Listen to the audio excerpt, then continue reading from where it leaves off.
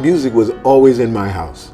I mean, I can't remember a time when music was not playing in the house of my parents.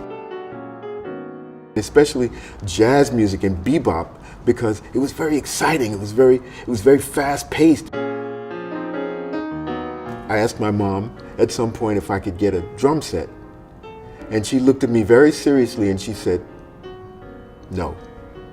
So we settled on the piano. I think it all pretty much started career-wise for me when I went to Lincoln University in southeastern Pennsylvania. And so ended up spending a lot of time in the piano rooms. And one day I happened to meet this singer who was going to perform in the Lincoln University talent show. So I just talked to him and I said, hey, you think you could write some stuff for me? He would ask me, well, what were you thinking? What were you trying to convey when you wrote that song?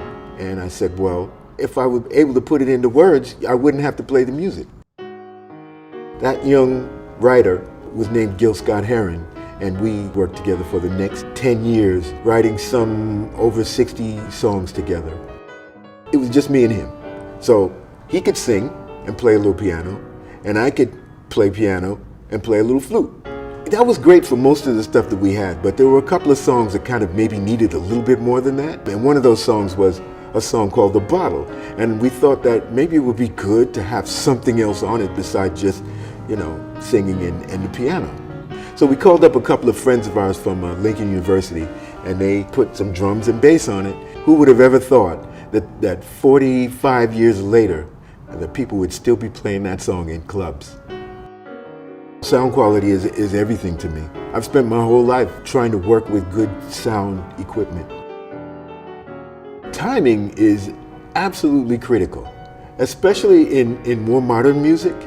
There are some drummers that play these kind of broken beats, and timing has become a real issue. And when you're a musician playing together with other musicians, it's critical that you all are being able to play at the same wavelength.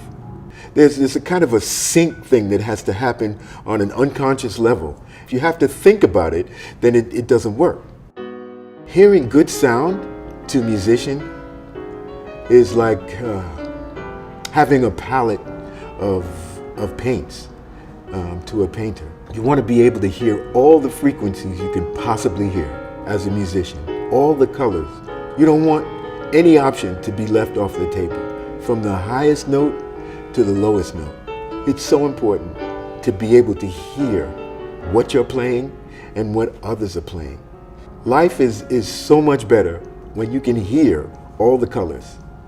That's when you really enjoy music. And when you can really enjoy music to its fullest, you can really enjoy life.